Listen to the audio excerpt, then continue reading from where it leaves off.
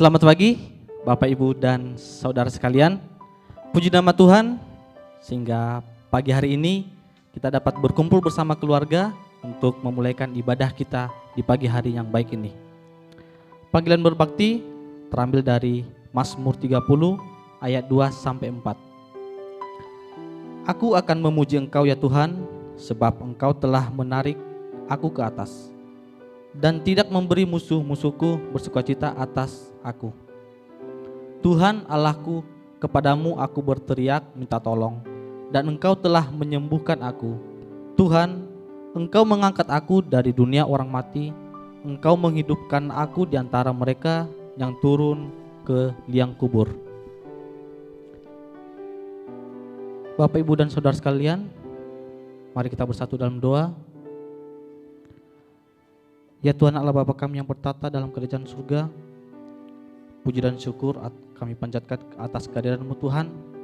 Di pagi yang baik ini Engkau mengumpulkan kami dalam keluarga kami untuk memulaikan ibadah kami, mengikuti ibadah di pagi hari yang baik ini. Semoga Engkau memberkati kami dari awal, pertengahan hingga akhirnya, sehingga kami mendapatkan berkat daripada Engkau. Dan semoga dalam kehidupan kami Engkau selalu menjaga dan melindungi kami. Dalam nama Tuhan Yesus kami berdoa, amin. Bapak, Ibu, Saudara sekalian, mari kita mengangkat pujian kita, sungguh nyata kasih-Mu.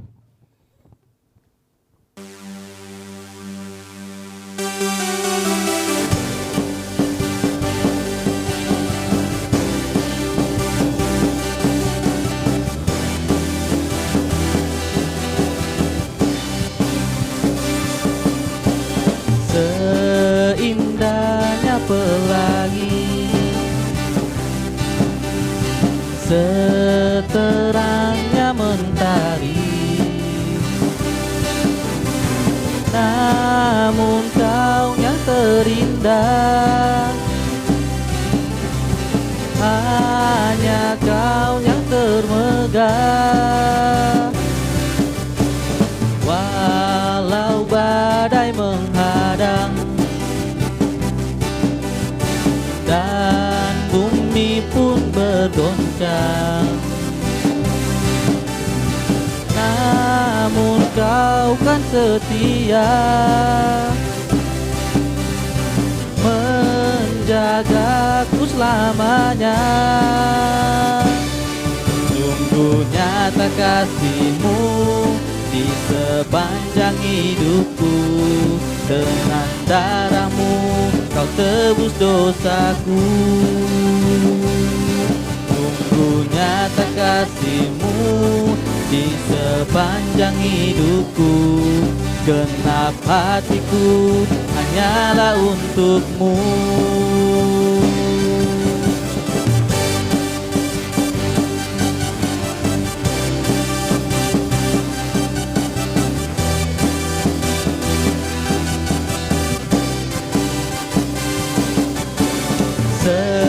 Seindahnya pelangi, seterangnya mentari,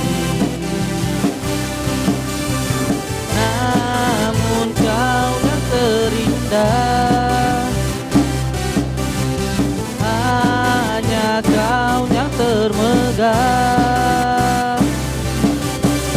Walau badai menghadang dan bumi pun bergoncang, namun Kau yang setia menjagaku selamanya. Sungguh nyata kasih-Mu di sepanjang hidupku, dengan darah-Mu Kau tebus dosaku. Sungguh nyata kasih-Mu di sepanjang hidupku, genap hatiku hanyalah untuk-Mu. Sungguh nyata kasih-Mu di sepanjang hidupku, dengan darah-Mu Kau tebus dosaku. Sungguh nyata kasih-Mu di sepanjang hidupku. Genap hatiku hanyalah untuk-Mu.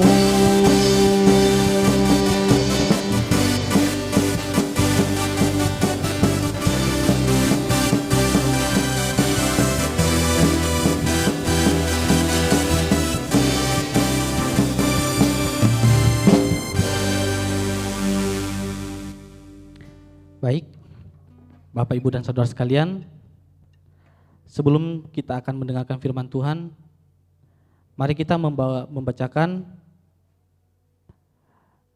di Yunus 4 ayat 1 sampai 11. Yunus belajar menginsyafi bahwa Allah mengasihi bangsa-bangsa lain. Tetapi hal itu sangat mengesalkan hati Yunus, lalu marahlah ia. Dan berdoalah ia kepada Tuhan, katanya, "Ya Tuhan, bukankah telah kukatakan itu ketika aku masih di negeriku? Itu sebabnya maka aku dahulu melarikan diri ke Tarsis, sebab aku tahu bahwa Engkaulah Allah yang mengasihi dan menyayang, yang sepanjang sabar dan berlimpah kasih setia, serta yang menyesal karena malapetaka yang hendak didatangkannya. Jadi sekarang ya Tuhan, cabutlah kiranya nyawaku, karena lebih baik aku mati daripada hidup." Tetapi firman Tuhan, "Layakkah engkau marah?" Yunus telah keluar meninggalkan kota itu dan tinggal di dalam sebelah timurnya. Ia mendirikan di situ sebuah pondok dan ia duduk di bawah naungannya menantikan apa yang akan terjadi atas kota itu. Lalu atas penentuan Tuhan Allah tumbuhlah sebatang pohon jarak melampaui kepala Yunus untuk menaunginya, agar ia terhibur daripada kesalahan hatinya. Yunus sangat bersukacita karena pohon jarak itu. Tetapi keesokan harinya, ketika fajar menyingsing, atas penentuan Allah datanglah seekor ulat yang menggerek pohon jarak itu sehingga layu. Segera sesudah matahari terbit, maka atas penentuan Allah bertiuplah angin timur yang panas terik sehingga sinar matahari menyakiti kepala Yunus. Lalu rebahlah ia lesu dan berharap supaya mati. Katanya, "Lebih baiklah aku mati daripada hidup." Tetapi berfirmanlah Allah kepada Yunus, "Layakkah engkau marah kepada pohon jarak itu?" Jawabnya, "Selayaknya lah aku marah sampai mati." Lalu Allah berfirman, "Engkau sayang kepada pohon jarak itu, yang untuknya sedikit pun engkau tidak berjerih payah dan yang tidak engkau tumbuhkan, yang tumbuh dalam satu malam dan binasa dalam satu malam pula. Bagaimana tidak aku akan sayang kepada Niniwe, kota yang besar itu, yang berpenduduk lebih dari 120.000 orang, yang semuanya tak tahu membedakan tangan kanan dari tangan kiri dengan ternaknya yang banyak." Bapak, Ibu, dan Saudara sekalian, sebelum kita akan mendengarkan firman Tuhan yang akan dibawakan Bapak Gembala Jemaat, mari kita menyanyikan pujian kita kembali, Tuhan, NP 285, Tuhan Harapanku.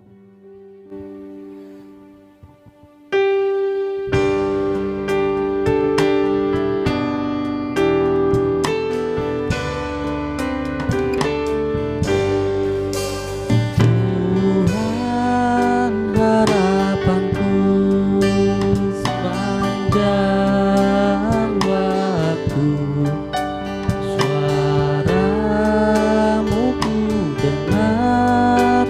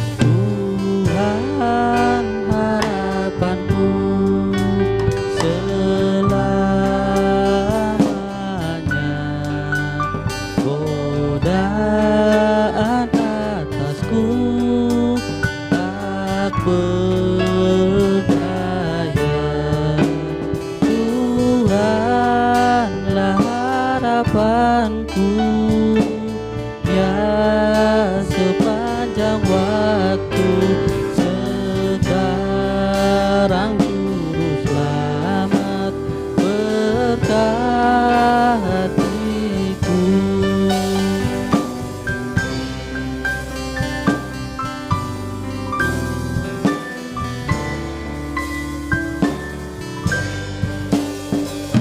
Tuhan harapanku, senantiasa janji setiamu tetap serta. Tuhanlah harapanku, ya sepanjang waktu. Sekarang Juru Selamat berkatiku.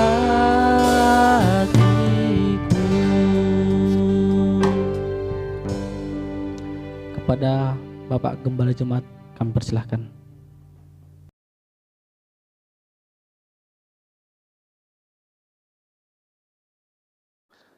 Selamat pagi Bapak Ibu Saudara sekalian yang dikasihi Tuhan Yesus Kristus, Jemaat Gloria Kayen yang saya terus mendoakan agar dalam keadaan baik dan sehat. Mari kita belajar firman Tuhan, memohon pimpinan Tuhan dalam doa agar setiap pemberitaan firman Tuhan ini menjadi berkat rohani bagi kita semuanya. Mari berdoa. Bapa di surga, kembali kami datang kepadamu, kami siap untuk belajar firman Tuhan. Hamba-Mu yang Engkau beri kepercayaan untuk menjelaskan firman Tuhan, hamba-Mu mohon pertolongan-Mu sehingga apa yang hamba-Mu jelaskan menjadikan jemaat semakin mengenal kebenaran dan hidup di dalamnya. Setiap kami siap untuk diberkati oleh pemberitaan firman, di dalam nama Tuhan Yesus kami berdoa dan memohon pimpinan-Mu. Amin. Jemaat Gloria Kayen yang dikasihi Tuhan, tema kita sepanjang bulan Agustus, apakah Bapak Ibu Saudara masih ingat? Kebenaran meninggikan derajat bangsa, tetapi noda adalah noda bangsa. Tetapi dosa adalah noda bangsa. Dan kalau dikaitkan dengan kehidupan kita berjemaat, ya hampir miriplah satu keadaannya. Yaitu kebenaran meninggikan derajat gereja, tetapi dosa adalah noda gereja. Kalau dikaitkan dengan kehidupan pribadi, kebenaran itu meninggikan derajat pribadi kita. Tetapi dosa adalah noda kesaksian yang buruk dalam kehidupan kita. Dan tentu kita semuanya rindu hidup dalam kebenaran. Kita rindu menjalani kehidupan ini dengan berpegang teguh pada kebenaran firman Tuhan. Mari kita membaca di kitab Kejadian pasal 11 ayat 1 sampai 9. Demikianlah firman Tuhan, adapun seluruh bumi satu bahasanya dan satu logatnya. Maka berangkatlah mereka ke sebelah timur dan menjumpai tanah datar di tanah Sinear. Lalu menetaplah mereka di sana. Mereka berkata seorang kepada yang lain, marilah kita membuat batu bata dan membakarnya baik-baik. Lalu bata itulah dipakai mereka sebagai batu dan tergala-gala sebagai tanah liat.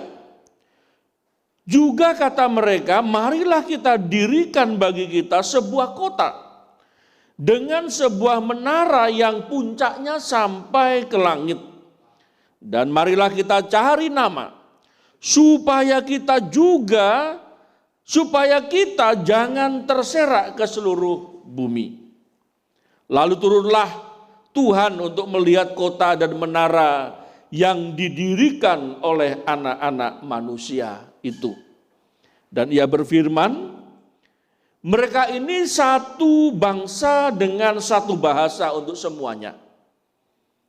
Ini barulah permulaan usaha mereka, mulai dari sekarang apapun juga yang mereka rencanakan, tidak ada yang tidak akan dapat terlaksana.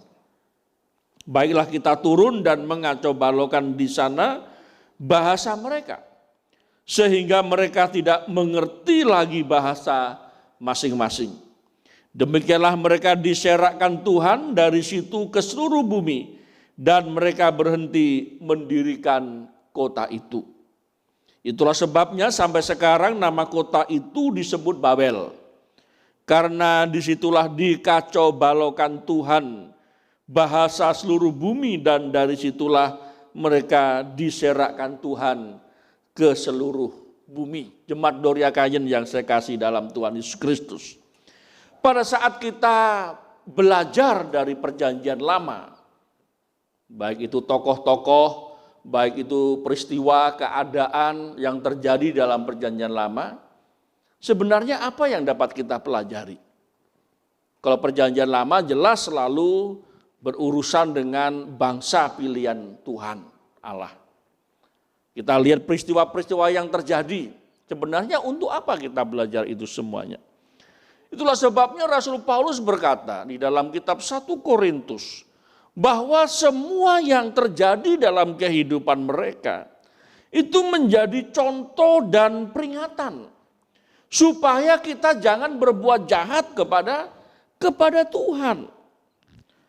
Jadi ini menjadi satu jawaban dalam kehidupan saya dan saudara, bahwa ketika kita belajar dari kitab perjanjian lama, dengan apalagi di dalam zaman raja-raja, kita menyaksikan ada raja yang jahat di mata Tuhan, ada raja yang baik di mata Tuhan.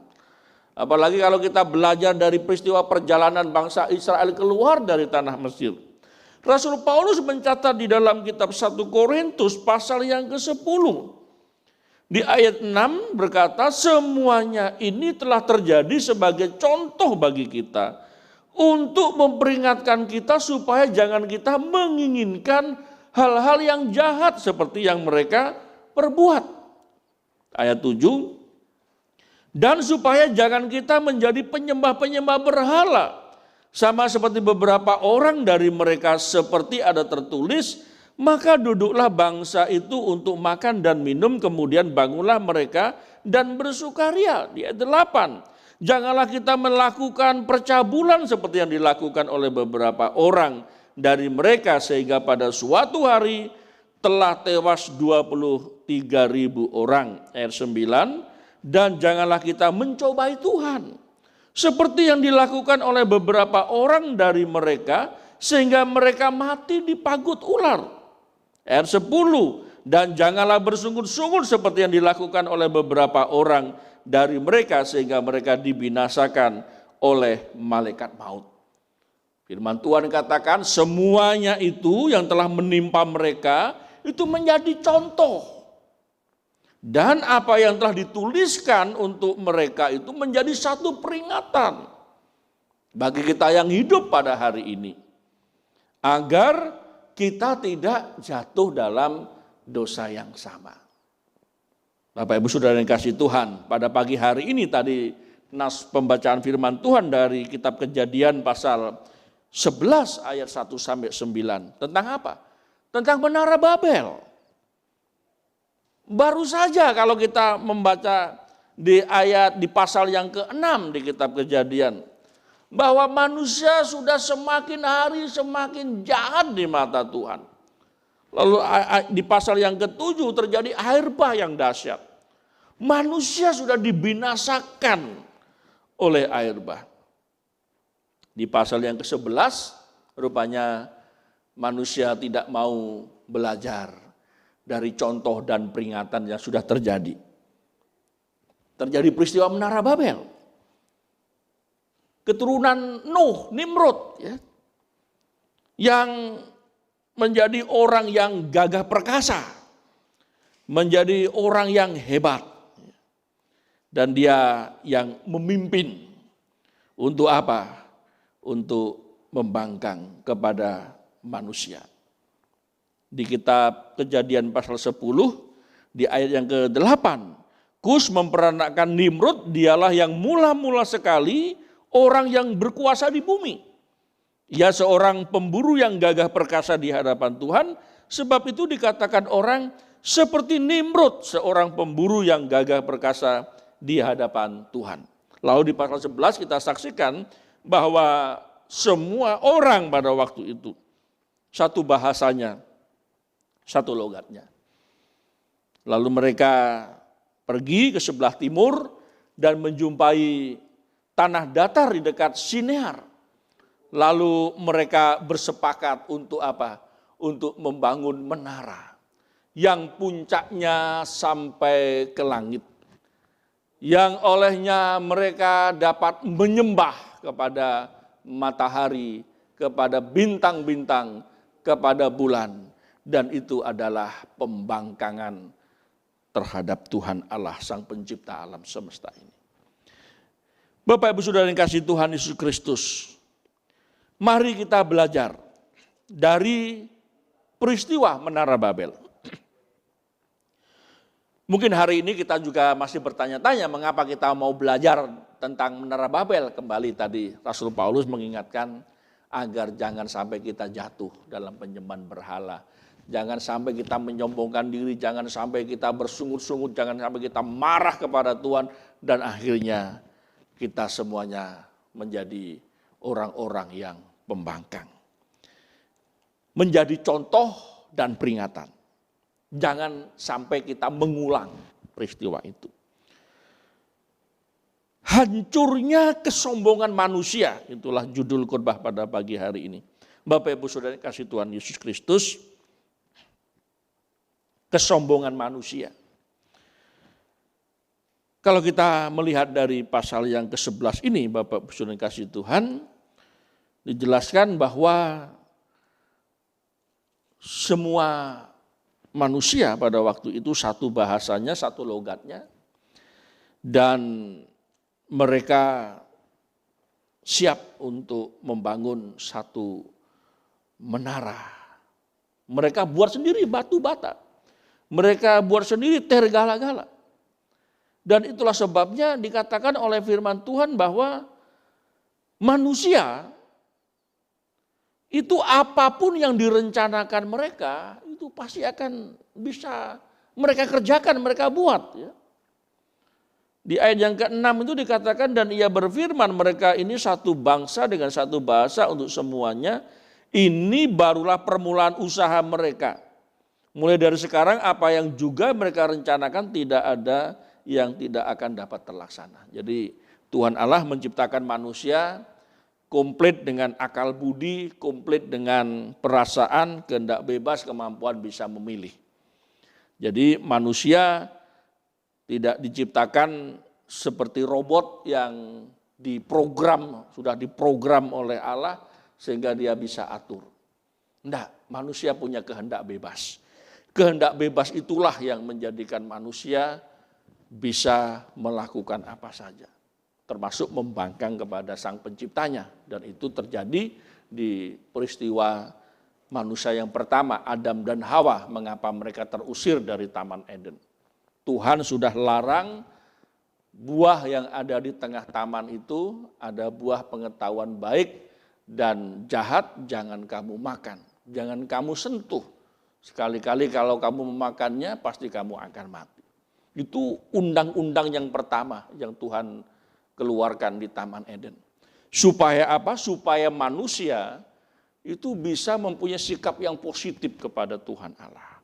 Saudara bisa bayangkan kalau manusia hanya 2 orang pada waktu itu sudah membangkang kepada Tuhan, sudah mengacaukan tatanan Tuhan dan Tuhan tidak hukum dia, terjadi apa? Kekacauan yang dahsyat. Dan peristiwa mereka memakan buah terlarang itu bukan karena mereka lapar dan bukan karena mereka tidak berdaya bukan karena rakus, bukan karena mereka lapar, tetapi ada pembangkangan kepada Tuhan Allah. Nah, pada pagi hari ini juga kita belajar tentang hancurnya kesombongan manusia melalui peristiwa Menara Babel. Mengapa Tuhan menghancurkan menara itu?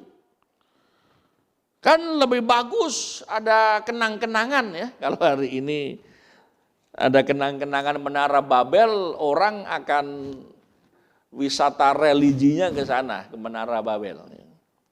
Orang akan suka lihat ini yang keajaiban dunia, ya. Tetapi Tuhan hancurkan. Mengapa Tuhan hancurkan? Rupanya kalau kita mau menyelidiki dari nas ini, kita akan melihat ada kesombongan yang Tuhan tidak suka yang dilakukan oleh manusia pada waktu itu. Kesombongan manusia. Apa yang bisa menjadikan manusia jatuh dalam kesombongan? Yang pertama, ketika kita hidup tanpa Tuhan Allah. Jadi ketika manusia hidup tanpa Tuhan Allah, semua rencananya, bahkan firman Tuhan katakan apapun yang mereka rencanakan itu akan terwujud. Ya, buktinya hari inilah kita bisa melihat penggenapannya. Orang mikir apa bisa diwujudkan loh hari ini. Dulu orang berpikir bisa terbang seperti burung, sehingga orang bikin macam-macam, segala percobaan dilakukan, akhirnya ya orang bisa bikin pesawat terbang dan bisa terbang. Dan bahkan orang berpikir pergi ke bulan, ya terjadi, mereka bikin dan bisa terjadi, mereka berangkat ke bulan. Orang bikin kapal pesiar yang mewah, yang megah, ya bisa terjadi. Dulu orang mau berbicara di tempat yang berbeda kesulitan. Lalu orang kasih percobaan, itu kasih benang, kasih tempat itu tempurung atau mereka ngobrol, ya. Layaknya orang berjauhan bisa tersambung. Ya hari ini kita bisa menikmati komunikasi di belahan dunia mana kita bisa video call, bisa lihat langsung tatap muka. Jadi ada yang perlu kita perhatikan di sini, bahwa apa yang Tuhan katakan sudah digenapi. Bahwa apapun yang manusia rencanakan itu bisa terjadi. Tetapi mengapa kok peristiwa Menara Babel ini menjadi satu contoh dan peringatan agar jangan kita tiru? Rupanya di situ ketika manusia hidup tanpa Tuhan. Dikatakan di ayatnya yang keempat, maka berkatalah seorang kepada yang lain, marilah kita. Kata marilah kita itu diulang-ulang. Itu menunjukkan bahwa manusia mempunyai inisiatif sendiri. Manusia memiliki keinginannya sendiri. Manusia ingin menunjukkan bahwa apa yang aku pikirkan, apa yang aku rencanakan, aku bisa loh tanpa Tuhan. Dan buktinya mereka juga bisa, ya, membangun menara, bikin batu bata, bikin perekatnya dari tergala-gala. Saudara, itu belum ada alat secanggih hari ini, mereka sudah bisa bikin menara yang tinggi. Hari ini menara yang tertinggi sudah dibangun dengan peralatan yang canggih. Tetapi mengapa kok Tuhan menghancurkan Menara Babel? Perhatikan tadi di ayat yang ke-4, 5 di situ dikatakan bahwa selalu diulang, marilah kita, marilah kita. Marilah kita cari nama supaya kita juga jangan terserak ke seluruh bumi. Rupanya Bapak Ibu yang dikasihi Tuhan, dosa di Taman Eden itu selalu dikumandangkan oleh si iblis. Selalu mau diulang terus. Pengulangannya apa? Melawan perintah Tuhan. Melawan perintah Tuhan. Peristiwa Menara Babel di mana orang-orang itu berkata, kita tidak perlu Tuhan. Kita bisa bangun sendiri. Kita mau bangun menara yang sampai puncaknya ke langit, dan disitulah kita bisa menyembah apa yang bisa kita lihat di sana. Bapak Ibu Saudara yang kasih Tuhan. Padahal Tuhan berfirman, beranak cuculah dan bertambah banyaklah dan penuhilah bumi. Tapi mereka berkata, supaya kita jangan terserak, kita bikin satu menara ini supaya kita kumpul terus di sini. Hampir sama dengan peristiwa terusirnya Adam dan Hawa dari Taman Eden. Mereka kena tipu daya si iblis itu, si ular tua itu. Bahwa pada saat kamu makan sekali-kali kamu tidak akan mati. Kamu bahkan menjadi seperti Allah. Nah, inilah hidup tanpa Tuhan dan menjadikan dirinya sendiri Tuhan atas hidupnya sendiri. Dan itulah hancurnya kesombongan manusia yang digambarkan menara Babel yang diporak-porandakan oleh Allah. Jemaat yang dikasihi Tuhan, ketika kita hidup tanpa Tuhan Allah, bukankah ini menjadi satu pelajaran, menjadi contoh dan peringatan bagi kita hari ini? Terkadang kita tidak menunjukkan, tidak secara terang-terangan ya. Aku nggak butuh Tuhan, aku nggak peduli Tuhan, aku nggak peduli hal rohani, aku nggak peduli perkara-perkara akhir zaman nanti. Bagiku hidup hari ini ya hari ini. Kadang-kadang kita tidak terekspresikan. Tetapi dari perilaku seseorang itu, atau perilaku sekelompok orang itu menunjukkan sikap bagaimana mereka maunya hidup itu tanpa Tuhan Allah. Itulah sebabnya firman Tuhan berkata, takut akan Tuhan adalah permulaan pengetahuan, tetapi orang bodoh menghina hikmat dan didikan. Nah, sikap takut akan Tuhan ini sudah mulai digeser dan bahkan tidak ada lagi takut akan Tuhan. Itulah sebabnya di kitab Roma dikatakan Tuhan Allah murka kepada orang fasik dan orang lalim. Yang perilaku hidupnya dijelaskan di kitab Roma, mereka melakukan apa saja menurut keinginan hati mereka tanpa ada perasaan takut akan Tuhan. Dan itu sama juga yang dilakukan di kitab Kejadian pasal 6, di mana manusia berbuat sesuka hatinya dan tidak peduli lagi janji juru selamat. Allah akan kirim juru selamat dan akhirnya hidup mereka menjadi berbuat jahat di hadapan Tuhan. Ketika kita hidup tanpa Tuhan, yang terjadi adalah kita jahat di hadapan Tuhan. Maunya kita sendiri yang menjadi Tuhan, yang dituankan dalam hidupnya. Jemaat yang dikasihi Tuhan, di dunia yang modern hari ini apa yang kita pikirkan, apa yang kita rencanakan pasti bisa terjadi. Asalkan ada kemauan terjadi. Tapi kalau kemauan, kemampuan tanpa didasari sikap takut akan Tuhan itu akan merusak dan bahkan akan menghancurkan baik diri sendiri maupun orang lain. Dan itu akan menyesatkan. Dan itulah Tuhan Yesus pernah menyinggung, lebih baik diikat batu kilangan di lehernya lalu dimasukkan ke dalam laut supaya apa? Tidak menyesatkan banyak orang. Perilaku hidup tanpa Tuhan ini sangat berbahaya. Dan itu tidak menyerang orang di luaran sana. Bahkan yang di dalam ini. Kalau kita tidak waspada ini menjadi contoh dan peringatan. Kita merasa bahwa kita dekat sama Tuhan. Bahkan apalagi yang berdiri di mimbar ini. Berada di zonanya, ring satunya Tuhan katanya. Jadi tidak mungkin akan diganggu dan bahkan jatuh dalam dosa. Padahal iblis selalu mengumandangkan dan bahkan berjalan berkeliling bagaikan singa. Kalau kita tidak berdiri teguh di atas kebenaran.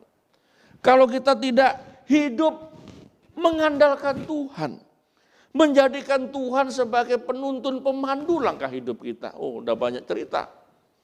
Di mana orang-orang yang mengaku sebagai hamba Tuhan jatuh dalam dosa. Hidupnya tidak lagi orang bisa menyaksikan dia hidup dekat sama Tuhan. Karena apa? Apa yang dilakukan sangat menyimpang. Dan bahkan kesaksiannya menjadi buruk. Nah, Bapak-Ibu yang dikasihi Tuhan, ketika kita hidup tanpa Tuhan, maka yang terjadi adalah kita menjadi sombong. Kita bisa berkatakan, akulah segala-galanya. Itulah sebabnya berbahagialah orang yang miskin di hadapan Tuhan. karena dialah yang empunya bumi. Berbahagialah. Itu artinya sikap hati kita harus benar. Jangan sampai kita hidup seolah-olah beserta Tuhan, ya, seolah-olah ya. Tuhan beserta kita, Immanuel, Tuhan beserta kita. Tapi praktek nyata dalam hidup kita sebenarnya enggak perlu Tuhan. Aku enggak perlu Tuhan mengawasi hidupku, aku bisa jalan sendiri, aku bahkan bisa lakukan apa saja. Dan itu yang pernah disinggung oleh Rasul Paulus di kitab Roma, bahwa mereka adalah orang-orang yang melayani perut mereka, bukan melayani Tuhan. Karena apa? Tanpa Tuhan kok. Di luar labelnya bersama Tuhan, tapi praktek nyatanya tanpa Tuhan. Itulah yang dikatakan oleh orang-orang pada waktu itu. Marilah kita. Menunjuk kepada siapa? Tanpa Tuhan. Yang kedua, hancurnya kesombongan manusia ketika kita hidup untuk kemuliaan pribadi kita. Kembali Bapak Ibu yang dikasihi Tuhan Yesus, marilah kita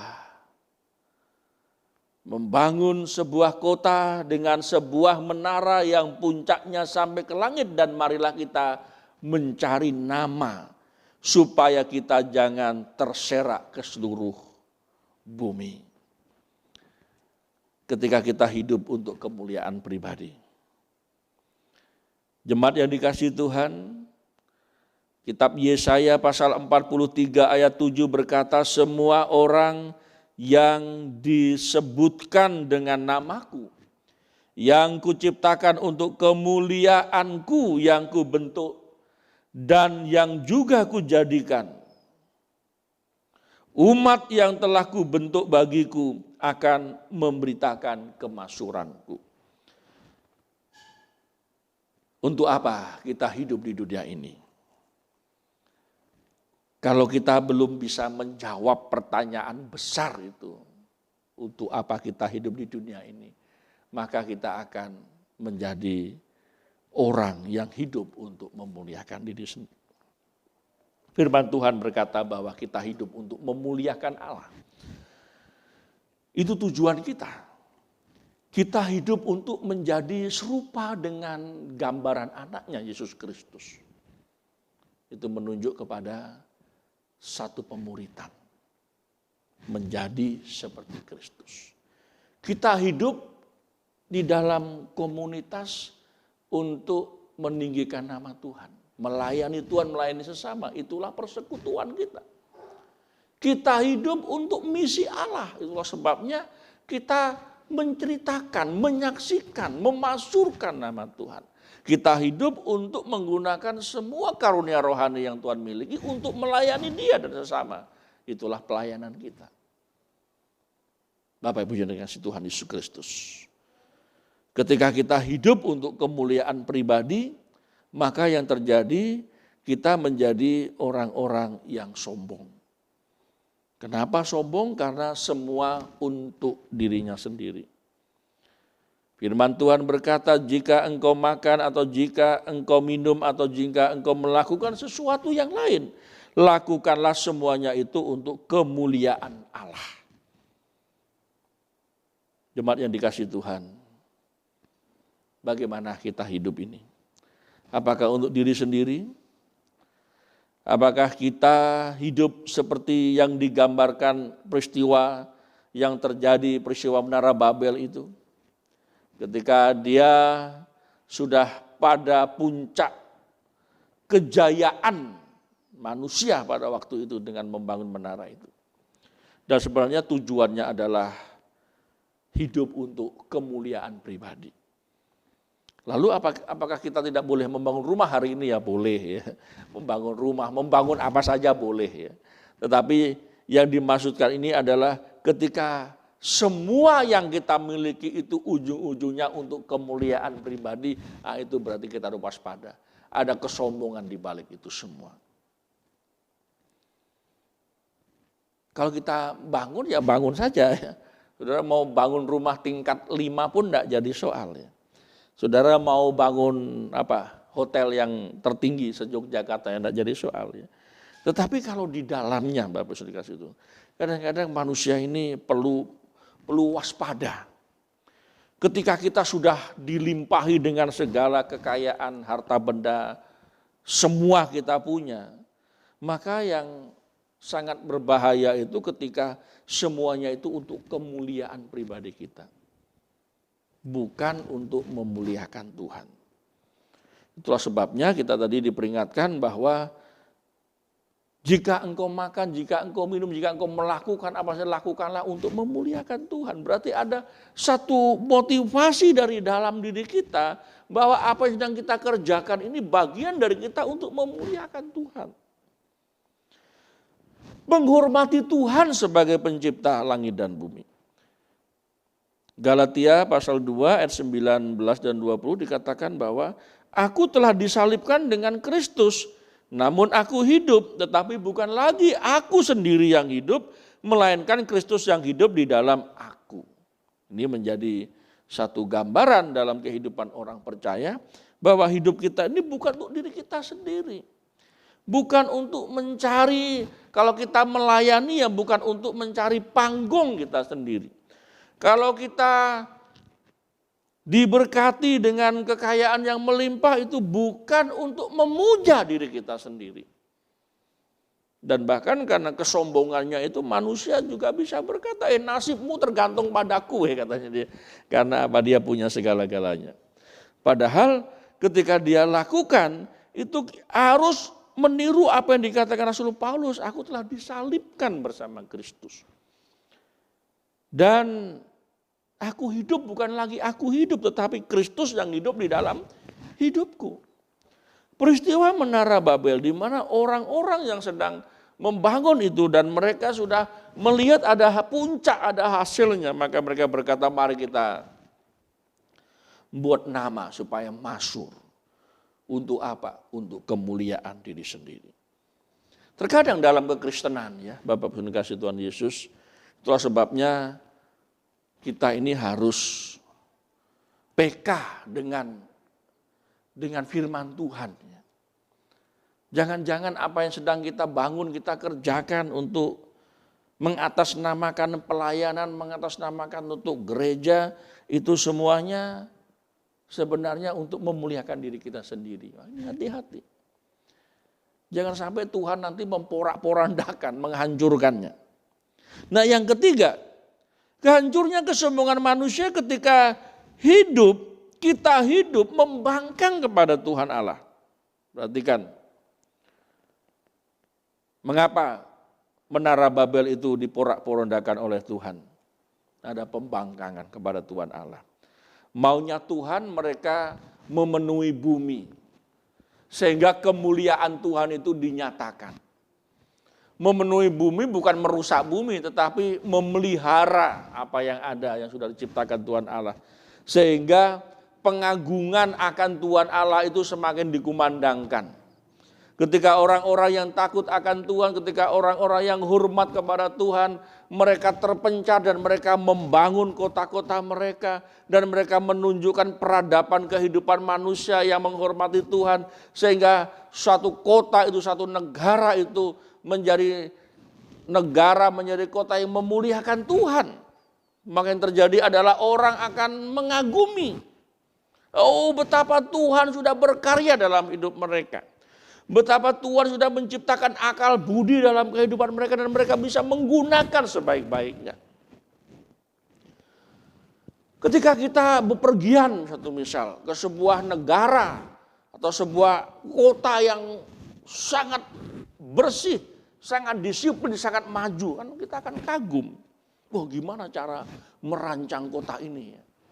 Tetapi kalau saudara pergi ke sebuah kota dan kota itu hancur karena peperangan, saudara akan komentarnya apa? Wah, ini kok orang begitu jahatnya sehingga menghancurkan apa yang sudah dibangun dengan baik. Ketika kita hidup membangkang kepada Tuhan Allah. Maunya Tuhan, mereka itu memenuhi bumi. Tetapi maunya mereka enggak di sini saja. Dan akhirnya mereka dicerai-beraikan. Bahasanya akhirnya menjadi banyak bahasa. Ya. Jadi yang cocok dengan mereka ya, saudara bisa bayangkan orang sedang bangun pada waktu itu sudah diporak-porandakan oleh Tuhan, orang ngomong batu satunya tidak paham. Lalu ini paham, berarti dikelompokkan, ini yang paham, yang sama bahasanya. Hanya bahasa yang di Taman Eden yang tidak dikacaukan, yaitu bahasa Ibrani pada waktu itu. Jemaat yang dikasihi Tuhan, jangan membangkang kepada Tuhan. Bagaimana dengan kehidupan gereja Tuhan? Kehidupan gereja Tuhan diperintahkan, tetapi kamu akan menerima kuasa dan kamu akan menjadi saksiku. Tuhan suruh kita jadi saksi, tapi kita tidak mau. Tuhan perintahkan kita supaya sampai ke ujung bumi, supaya kita pergi beritakan firman Tuhan, tapi kita tidak mau. Gereja bisa masuk dalam jebakan menara Babel. Apa yang dibangun sebenarnya itu untuk memuja diri sendiri. Gereja bisa jatuh dalam menara Babel. Apa yang mereka kerjakan sebenarnya itu untuk kesombongan mereka sendiri. Itulah sebabnya di dalam kitab Galatia pasal 6 ayat 2, bertolong-tolonglah menanggung bebanmu. Demikianlah kamu memenuhi hukum Kristus. Jemaat yang dikasihi Tuhan, di ayat yang ke-9, demikianlah mereka diserakkan Tuhan dari situ ke seluruh bumi dan mereka berhenti mendirikan kota itu. Kadang-kadang Tuhan perlu menyerakkan supaya kita disadarkan bahwa rencana Tuhan kita menjadi berkat bagi seluruh bangsa. Mari kita renungkan peristiwa menara Babel menjadikan kita belajar tentang apa? Membuat perencanaan tanpa melibatkan Tuhan Allah adalah kejahatan dan kesia-siaan. Di kitab Yakobus ada orang yang berkata, kita akan pergi ke kota Anu, kita akan berdagang, kita akan dapat untung, dan kita akan sukses. Tapi kita tidak tahu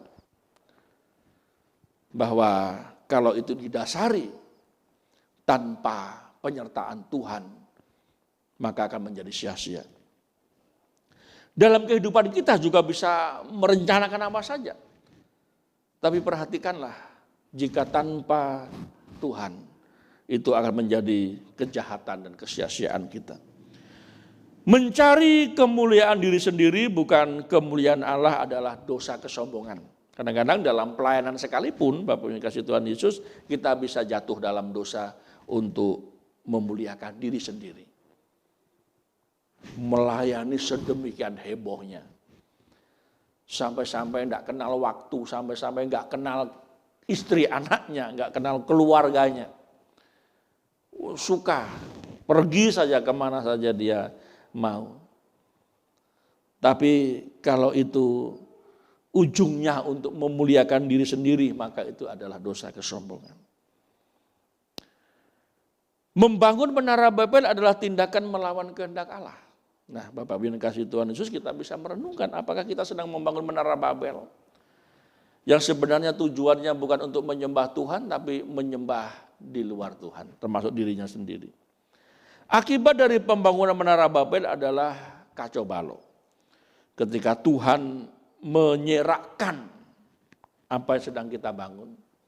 Kadang-kadang apa yang sudah kita bangun, apa yang sudah kita kerjakan, kita perlu evaluasi. Benar enggak ini menyenangkan hati Tuhan? Kadang-kadang pelayanan kita dibalut dengan ini kan sesuai kehendak Tuhan. Ini kan maunya Tuhan. Ini loh sudah aku kerjakan dengan iman. Ini loh aku nggak punya apa-apa, aku punya iman. Ini loh yang aku kerjakan ini untuk menjadi berkat bagi banyak orang. Kita perlu evaluasi diri. Apakah yang sedang kita bangun ini sebenarnya kita sedang membangun menara Babel bagi diri kita sendiri. Dan Tuhan bisa hancurkan kapan saja. Mari Bapak Ibu Saudara yang kasih Tuhan Yesus. Peristiwa menara Babel menjadi contoh dan peringatan bagi kita hari ini. Mari kita memuliakan Tuhan dengan menjadikan Dia Tuhan dan Juru Selamat kita. Mari kita hidup untuk memuliakan Dia melalui seluruh kehidupan saya dan saudara. Dan mari kita hidup untuk tunduk pada firman Tuhan, pada kebenaran. Dan kita percaya bahwa kalau segala sesuatu yang sudah kita kerjakan ini untuk memuliakan Tuhan, untuk menjadikan kita semakin tunduk mengasihi Tuhan, pasti Tuhan akan berkati. Selalu evaluasi diri, selalu mawas diri, selalu bertanya pada diri sendiri, apakah yang sedang saya bangun ini menara Babelku? Apa yang sedang saya bangun ini apakah untuk memuliakan diriku sendiri? Apakah yang aku bangun ini sebagai sesuatu yang tersembunyi dalam diri kita dan itu adalah keegoisan kita? Mari Bapak Ibu yang kasih Tuhan, peristiwa menara Babel menjadi contoh dan peringatan agar jangan sampai kita jatuh dalam dosa kesombongan. Kiranya firman Tuhan pada pagi hari ini menjadi makanan rohani yang menyehatkan kita. Amin. Mari kita berdoa. Bapa di surga, firman-Mu sudah berlalu dari pendengaran kami, tetapi kami percaya oleh penjelasan firman-Mu ini kami semakin disadarkan bahwa hidup yang kami jalani adalah hidup yang benar di hadapan Engkau. Tolonglah kami ya Tuhan sebagai jemaat-Mu supaya dapat menjalani hidup ini bukan untuk membangun menara Babel kami, tetapi untuk memuliakan Engkau. Inilah doa syukur kami atas firman yang sudah kami dengarkan. Di dalam nama Tuhan Yesus Kristus kami berdoa. Amin. Kiranya Tuhan memberkati kita. Puji nama Tuhan. Berita firman yang sangat memberkati kita semua. Amin. Semoga dengan firman Tuhan ini kita dapat melakukan, mempraktekannya dalam kehidupan kita masing-masing. Semoga Tuhan memberkati dan melindungi kita dimanapun kita berada. Amin. Untuk merespon firman Tuhan, mari kita mengangkat pujian kita kembali bersama-Mu Bapa.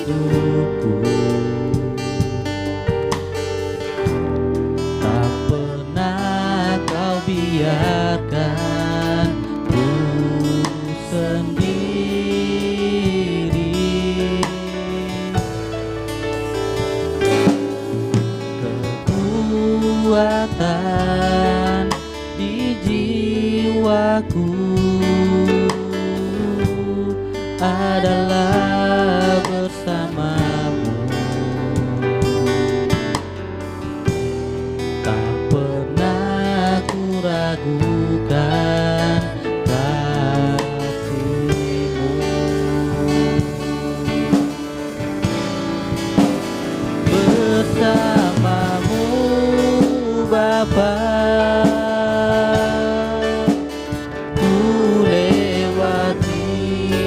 semua perkenanan-Mu-nya, teguhkan hatiku. Engkau yang bertindak, memberi pertolongan, anugerah-Mu besar melimpah bagiku.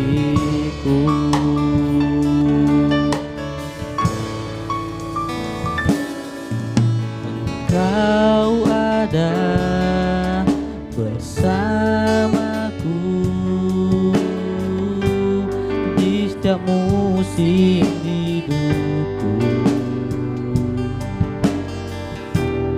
Tak pernah Kau biarkan ku sendiri.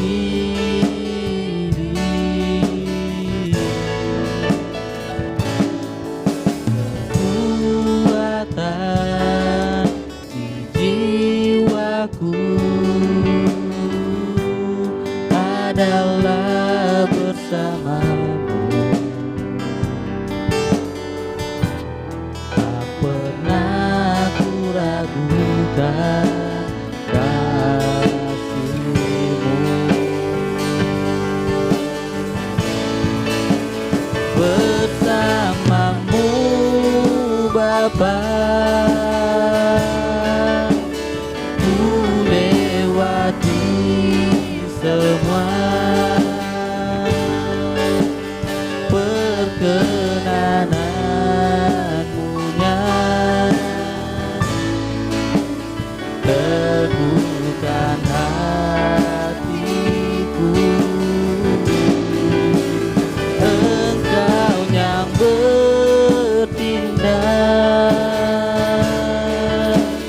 memberi pertolongan, anugerah-Mu besar melimpah bagiku.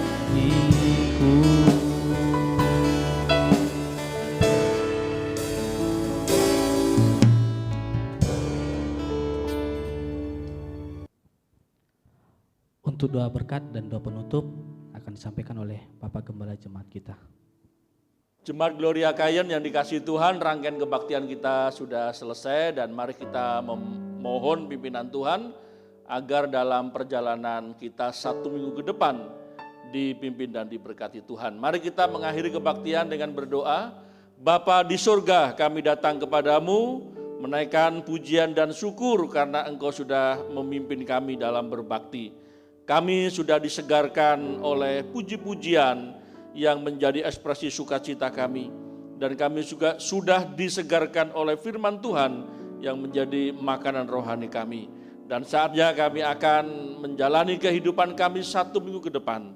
Ya Bapa, berkatilah jemaat-Mu, berkatilah dengan kesehatan, kekuatan, berkatilah keluarga demi keluarga, pribadi demi pribadi, sehingga kami semuanya menjadi pelayan-pelayan Tuhan yang baik dan setia.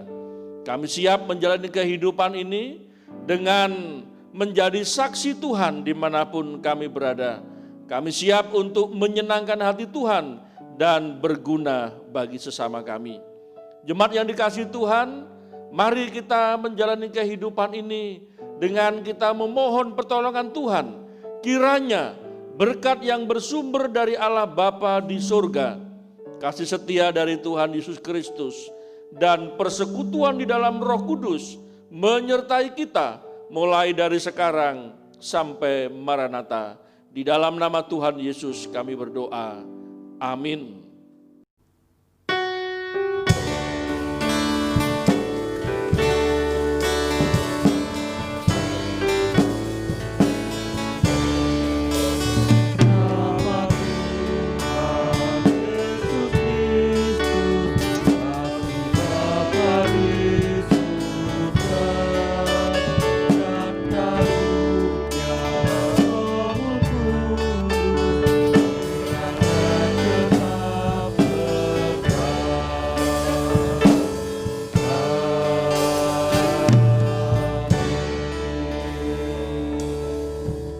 Jemaat Gloria Kayen, selamat hari Minggu, kiranya kita dalam penyertaan dan berkat Tuhan. Salam Maranatha.